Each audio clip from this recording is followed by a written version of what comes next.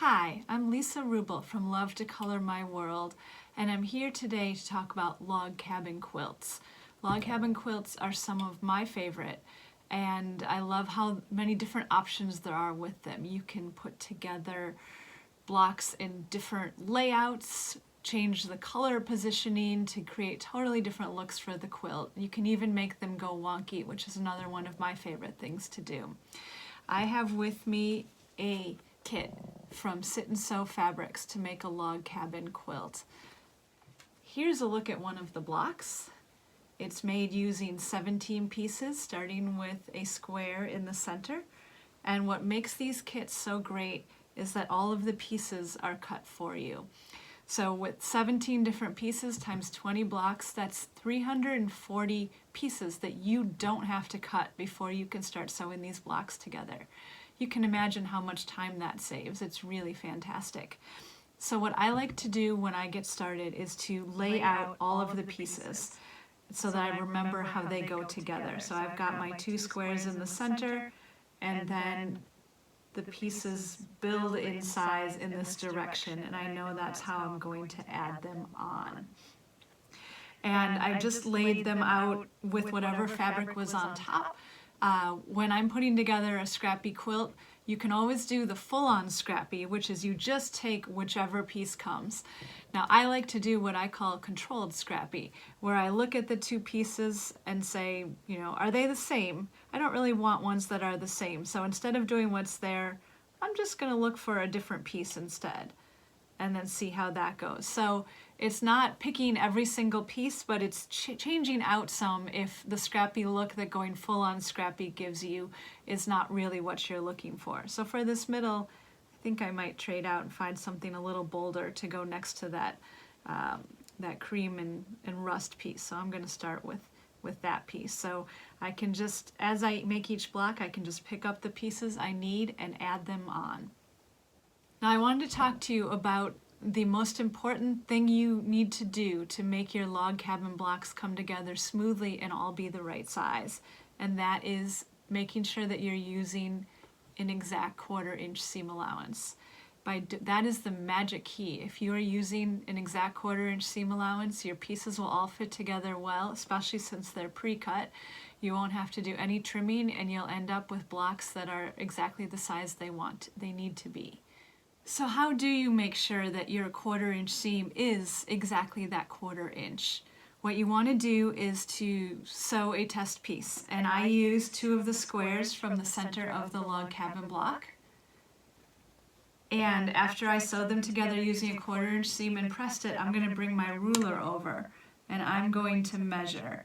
And if I have sewn a perfect 1/4 inch seam, my piece right here should be 3.5 inches long. And if it is, I know that I've got my 1/4 inch seam and I just need to keep sewing on that same spot every single time. If yours is a little too long or a little too short, you're going to want to adjust your seam allowance and play around with that. And if you need to, you make a mark on your sewing machine so you know where to line up the fabric, because the closer you are to a 1/4 inch, the more perfect your blocks will be. So give that a try before we start assembling our quilt block. So to get started, we're going to choose 2 squares for the center, and I'm going to do a little controlled scrappy and choose these 2 squares. I'm going to put them right sides together and sew them using my perfect 1/4 inch seam allowance. And after you've stitched them together, the next step is to press them.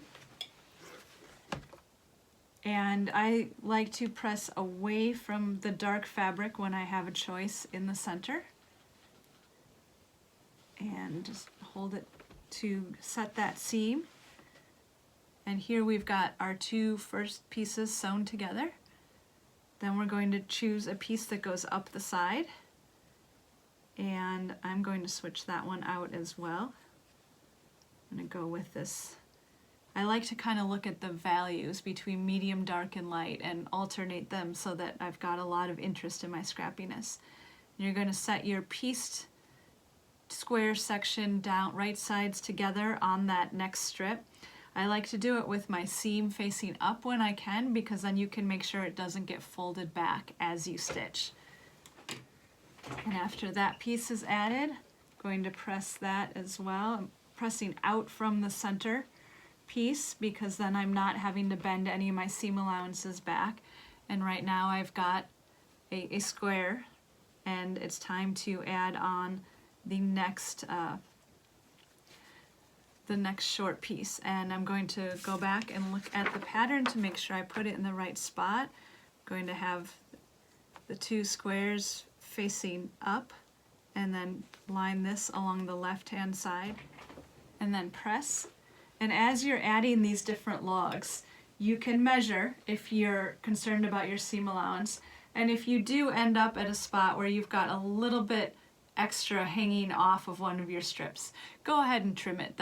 That's fine. You want to be aiming for that perfect seam allowance so you don't have to do the trimming, but if you need to, that's not a problem. So now I've got this much together, and it's time to add the second size piece.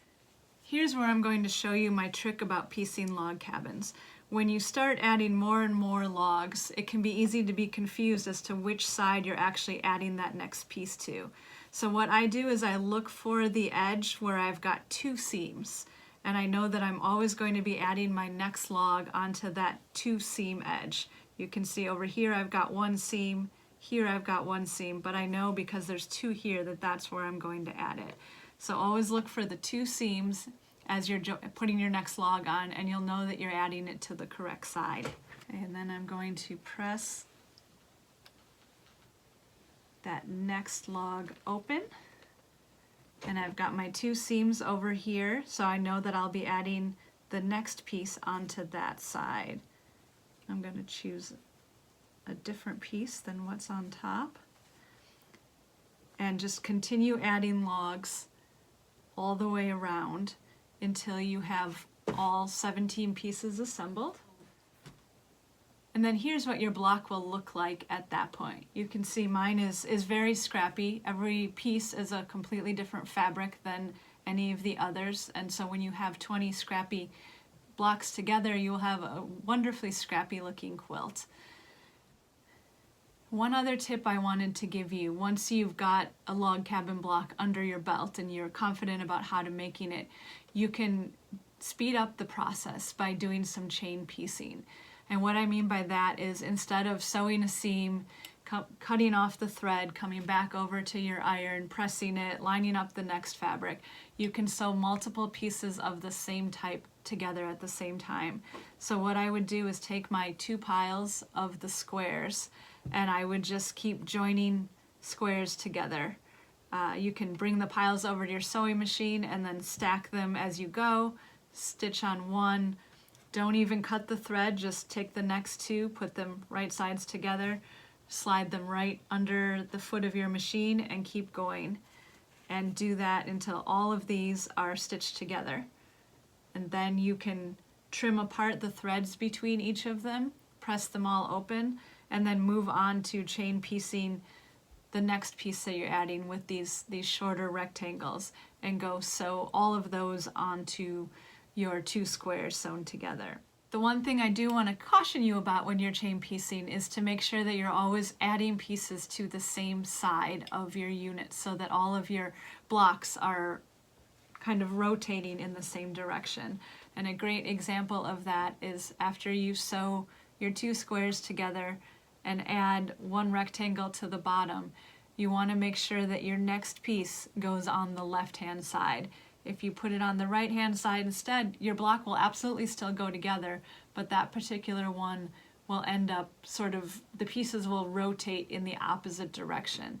So you just want to make sure that when you add this second rectangle on, that you're always adding it to the same side in relation to where this bottom piece is, so that all of your blocks are being assembled just like they are in your instructions in the pattern. And because you didn't have to cut those 340 pieces at the beginning, you'll be amazed at how quickly your quilt goes together. Enjoy! Can't wait to see the log cabin quilts that you make.